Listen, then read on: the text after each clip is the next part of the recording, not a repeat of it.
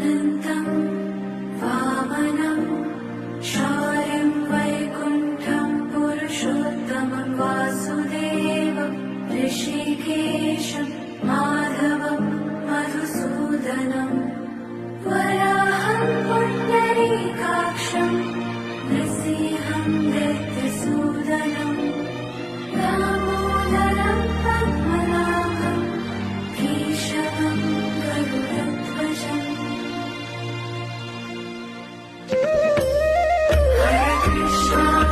Hare Krishna, Krishna Krishna